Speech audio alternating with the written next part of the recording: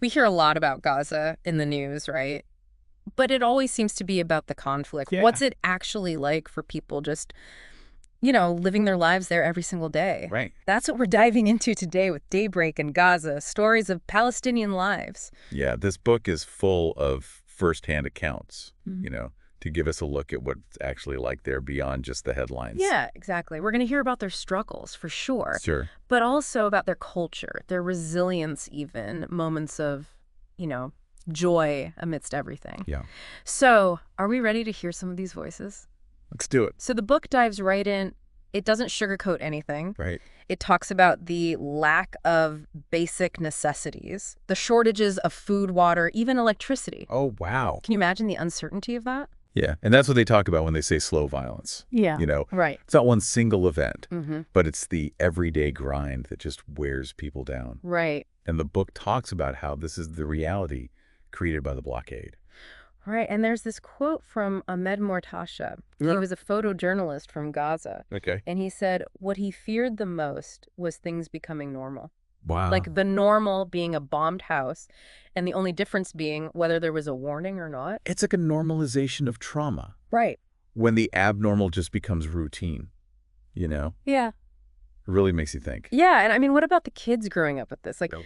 there's this Dr. Mohammed Agal-Kurdi, and he was writing about his young nephew who said, and this is a quote, "This war is against children because children like me can't find any snacks or lollipops." Oh my gosh, that's heartbreaking. know. It really shows how the simplest joys of childhood are just stripped away Yeah. in this situation. Yeah. It makes you think about, what shapes a child's view of the world. Absolutely. And, speaking of different perspectives, there's this young journalist, Mohammed Omer, Oh, and the book has all these diary entries from him wow. from back in the early 2000s.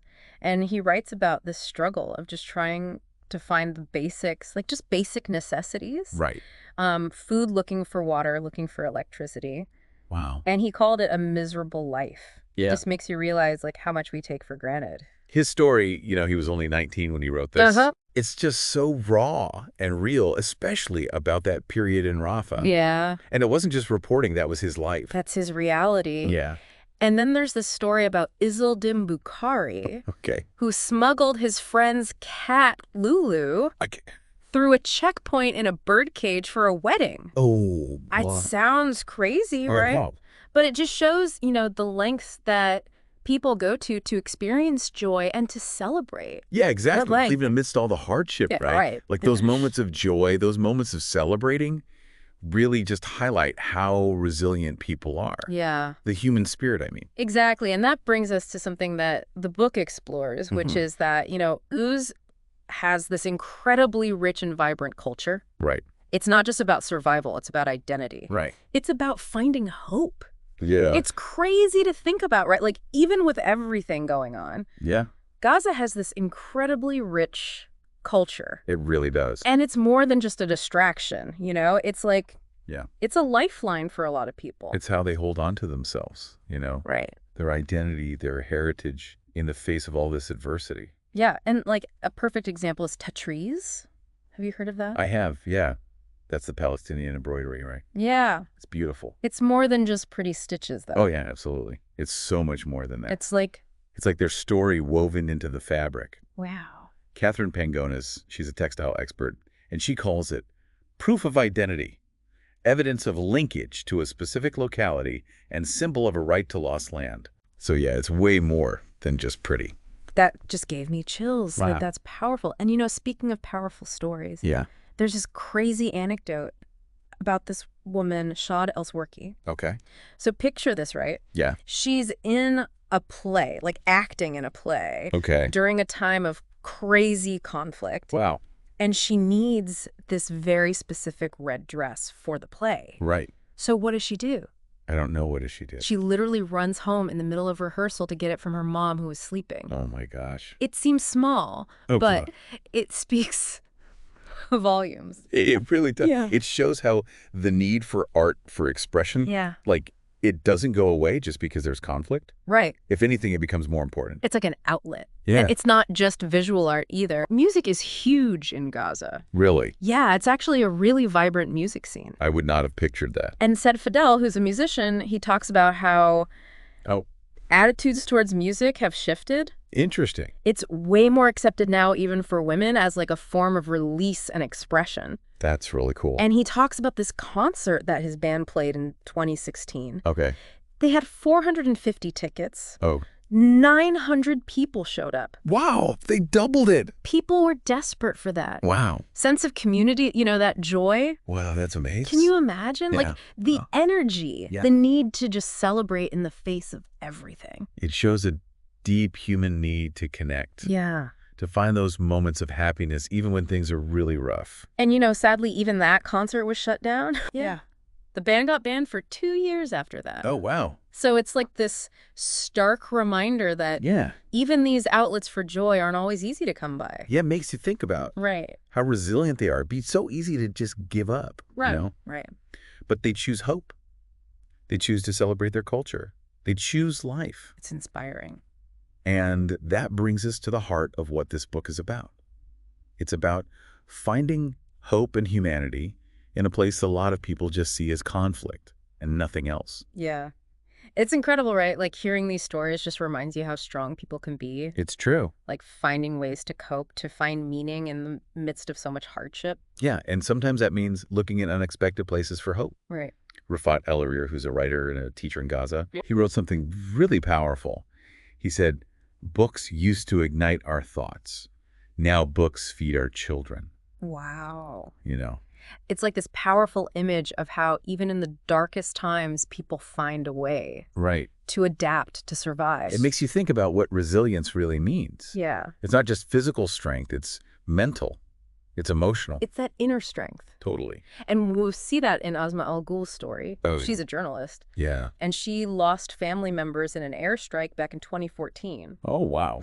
And she talks about going to the hospital where they were keeping the bodies. Right. And just the overwhelming grief. Yeah. But she says even in that moment, she was grateful. Wow. That her relatives were buried quickly. Right.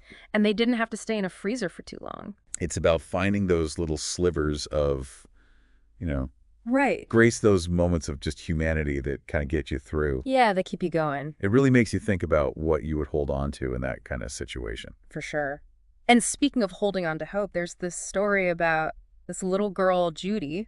Okay. She's 7 years old. Wow. 7. And she lost everything in the 2023 bombing. Oh, my God. Her home, her sense of security, everything. Yeah. And yet she still believes in a brighter future. It's hard to imagine, isn't it? It's amazing. To experience that kind of loss so young and still have hope. Right. It's like... It reminds you of the resilience of the human spirit, especially in kids. Yeah, like that even when surrounded by darkness, that little spark of hope is still there. Exactly. And I think that's what Daybreak in Gaza really gets at. Yeah. It's about making us think about those tough questions. Right. About connecting with these experiences on a human level. Yeah, like these are real people. Exactly. And remembering that there are real lives behind the headlines. Absolutely. The book doesn't shy away from the harsh realities, but it also shows us the strength, the resilience of the Palestinian people, and their culture is so rich. And there's one question that really stuck with me. It was from Heba Abu Nada. Okay. And she asks, what does the sea represent for the people of Gaza? Wow. That's a good one. Right. Because on the one hand, it represents this confinement, right? This physical barrier because of the blockade. Right. But it's also beautiful. Yeah. It's a place where they can escape. Right. It represents a connection to the rest of the world. And it's like what we've been talking about this whole time, right? Like the duality of life in Gaza. Exactly. You have hardship, but you have hope. Resilience and despair. It's complicated. And to really wrap our heads around it, we have to listen to the stories of the people who live it. Absolutely. Atef Al-Sher, he's a scholar from Gaza. Okay. He describes his people as deeply committed to education. Wow. To cultural exchange, to broadening their horizons, all within the confines of this blockade. Right. It's about more than just getting by. It's about thriving. And that's what makes Daybreak in Gaza so powerful. It really is. It challenges how we see things, and it helps us see a side of Gaza that we don't usually get to see. Absolutely. We see their humanity, their creativity, how much they love their families, their land. It's a reminder that even in the toughest situations, humanity finds a way to shine through. And that's the thing about the stories in this book, right? They're heartbreaking, Yeah. but they're also full of hope and resilience Yeah. and the power of the human spirit. Daybreak in Gaza is more than just a book. It's an experience. It makes you want to connect with these stories to understand them and to do something. So go check it out. At the end of this podcast, please share your thoughts on the book. And if you enjoy this content, don't forget to like and subscribe for more.